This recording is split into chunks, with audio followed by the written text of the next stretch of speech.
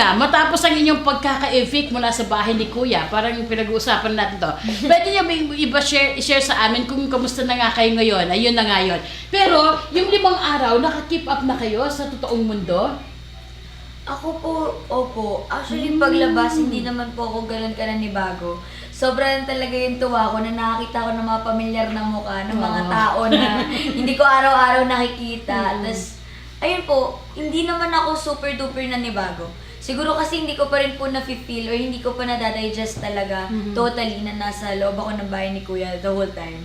So feeling ko lang po talaga bakasyon siya, kaya hindi pa ako na-homesick. Sabi ko, ano ba yan? Hindi pa ako na-homesick, nilabas na ako agad.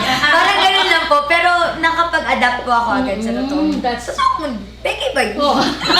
Basta yun po, nakapag-adapt po ako agad sa outside world. See, ang positive kasi ng mga outlook niyo eh.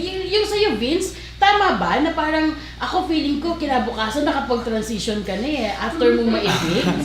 Diba? Parang wow, transition now. Yung gano'n.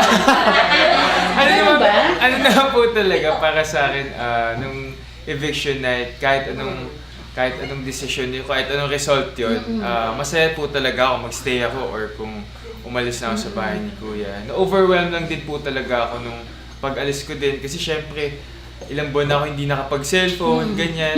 Wala akong alam sa outside world na news. At siguro yung isang epekto din po talaga sa akin na nakita ko nung parang nakikilala ako ng mga tao na dati hindi naman. Pero ngayon mas nakakatuwa kasi dati nakikilala ko na as a character sa isang role. Ngayon po talaga nakikilala ko as Vince. Kaya masaya po. Woohoo! Congrats guys! Nako, nakaka-excite kayo